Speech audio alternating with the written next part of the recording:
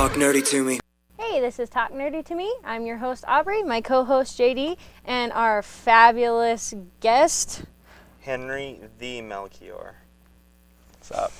He is a comic book nerd. He works at Hastings, and he's actually got quite a bit of knowledge in almost any kind of nerd aspect.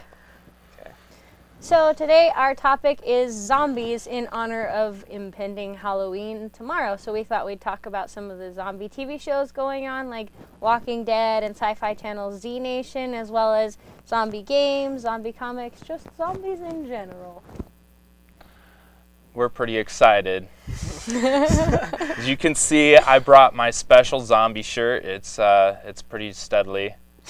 Grains. Grains. So what's first on the list? Well, I mean, we could talk about The Walking Dead, since that's kind of like a big ordeal at the moment. Walking Dead is a very big ordeal. It's always a big ordeal for me. For sure. It used to be always football, then Walking Dead right after for me. And I don't know, it's still a very awesome show. I must admit, I've fallen very behind in it. I need to get on my Netflix. You can always guarantee people are dying. A main character died last week, I'm pretty sure. You're behind too? I'm very behind. Well, it's kind of like one of those things where like it's very inconsistent.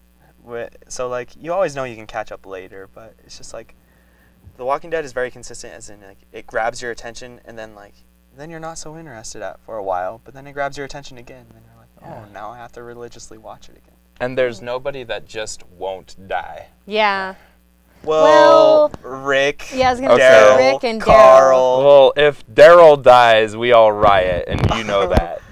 What about the little blonde dumb girl that like had a thing for Daryl for a while? She's like a teenager. She is actually in MIA at the moment. She got kidnapped at the end of last season, or near the end. Like she was in Daryl's hand, and then like some guy kidnapped her. But they let it into like the new episode this week. We'll know where Beth is. Okay. So. Fun fact about Daryl, he is going to be in the new Silent Hill video game. I think it's Silent Hill or something along those lines, but it's this new game, and they modeled the character to look just like him from the Walking Dead show, and I'm kind of like, oh, I want to play it just really? So I can be him. Yeah, and he's the person that you are, and he's like in the little ghosty town, and they have the new trailer up. I just saw it last week or something, but it looks cool. I'm not as much of that particular Xbox platform gamer, but I would play that because it looks really good. So every time I think of Silent Hill, I kind of crap my eyes a little bit. Okay. He's not a fan of survival horror. Okay. Care to elaborate on that expression? I don't know. I bought Evil Within a little bit over or around a week ago, and it's more annoying than it is terrifying, and I'm not really scared from it, but whenever I play Silent Hill, my eyes can't believe what they're seeing, and it's less crapping my pants than it is crapping my eyes. I see. I've got it.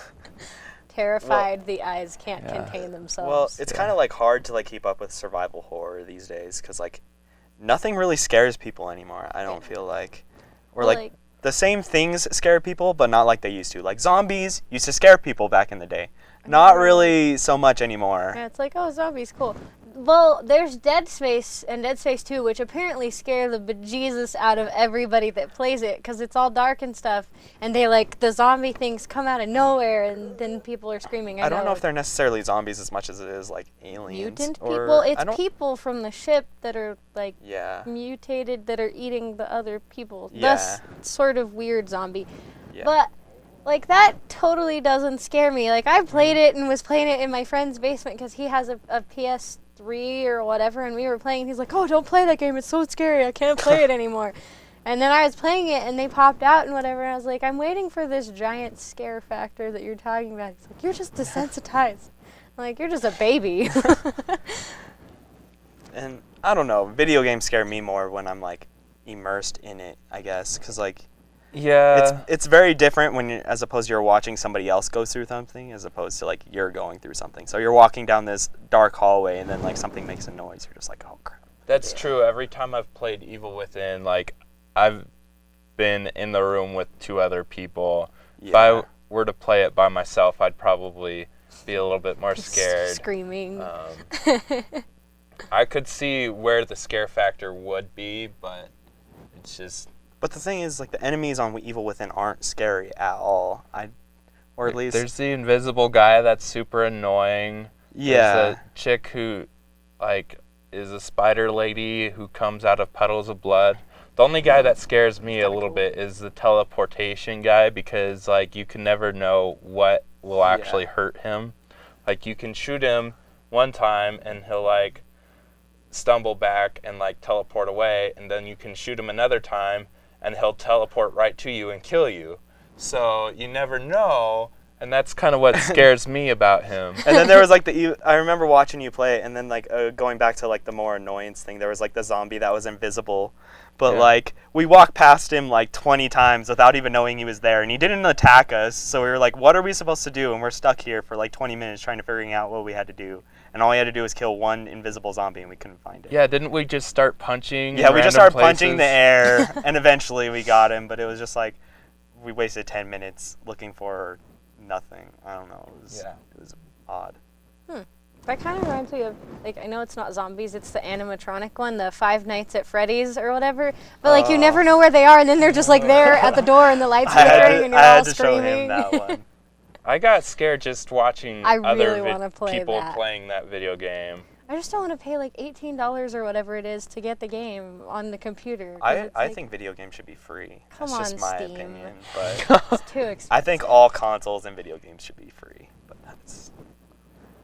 That would be in a perfect world. Yeah, somebody's got to make money. This is not a commune. We can't just share all our video games and get along happily, sadly. So back to zombies, though. So Sci-Fi has a new one that's kind of their answer to Walking Dead, and it's called Z Nation. And they're just a few episodes in, but they've got a pretty good cast. I think probably my favorite ones. There's this kid, and our real introduction to him in the show is this old man walks to him and he's like, "Hey kid, so what's your name?" And the kid's like, 10,000. He's like, "No, I said your name. I don't want a number." And he's like, "That is my name. I named myself 10,000. The old guy's just like, "Well, you would have to. What's it for?" And the kid goes, "That's how many zombies I'm going to kill."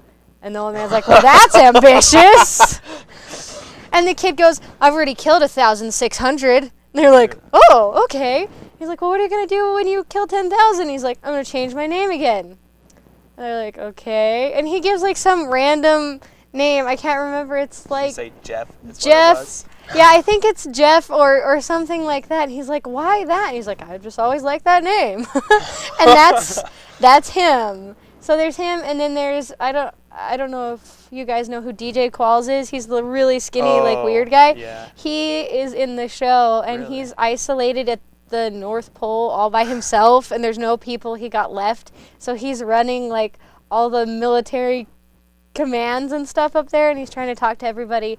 And the premise of the show is there's an ex-con that they experimented on, and they experimented on a lot of them, and they all exploded or turned into zombies. Well, he was the only one that the chemicals took, and so he now is the living antivirus to the zombie virus. So they're trying to get him to the labs in California that haven't been overrun by zombies and, like, regenerate. So what a does he vaccine. do? He goes around and bites the zombies? No, although he did get attacked by a bunch of zombies, and he survived the bites, and he has scars everywhere, but he's the only living person to have survived a full-on zombie attack.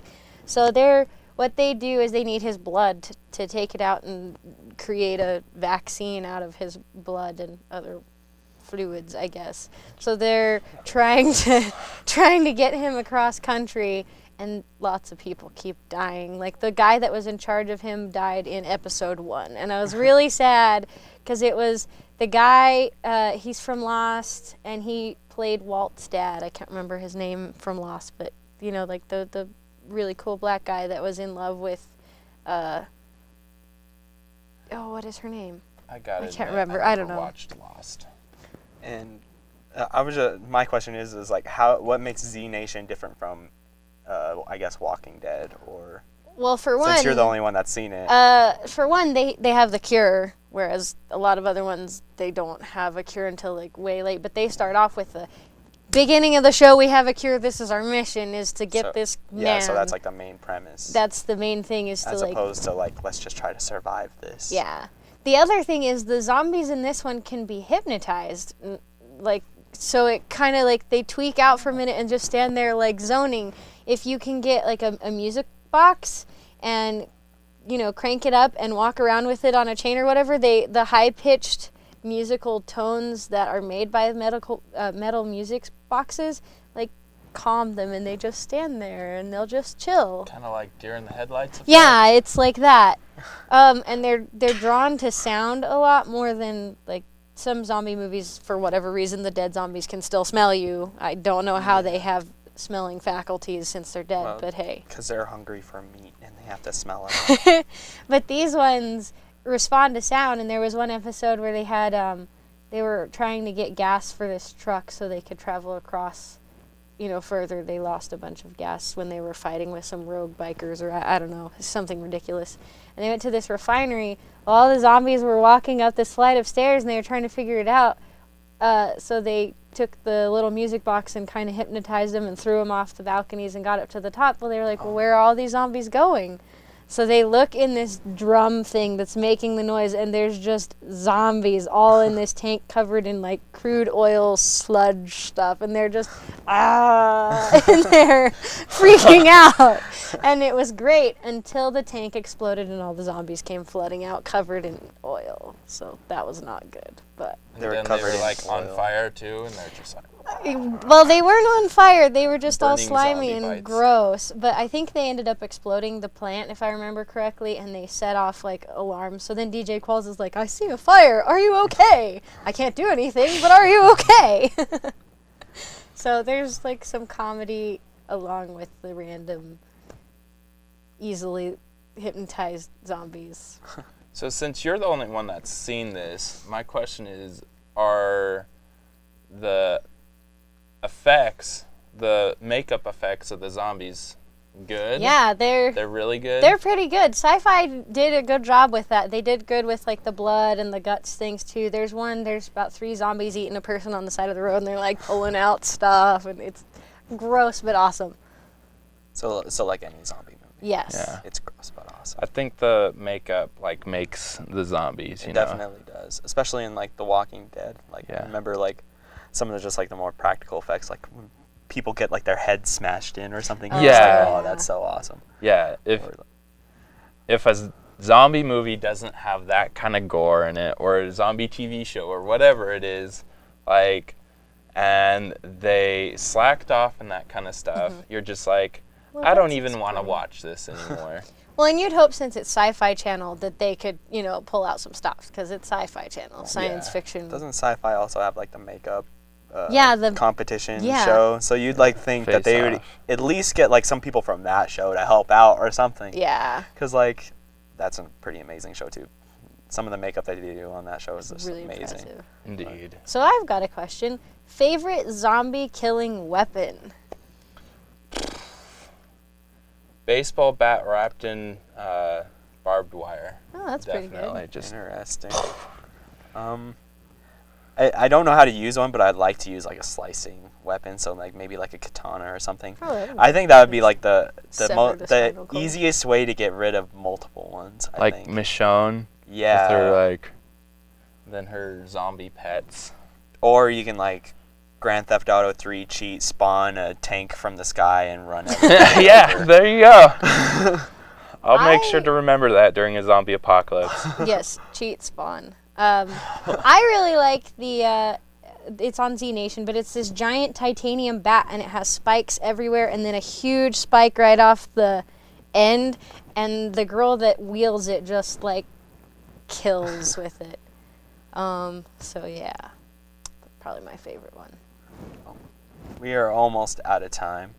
So thank you guys for joining us. Again, we had Henry the Melchior with us. And if you guys want to talk to him, he's always at Hastings. And I'm sure he can answer any of your questions regarding comic books or zombies. And if you have anything for us, we've got a Twitter feed and a Facebook page, and we're getting ready to start the YouTube. So there you go. Yeah, we're back.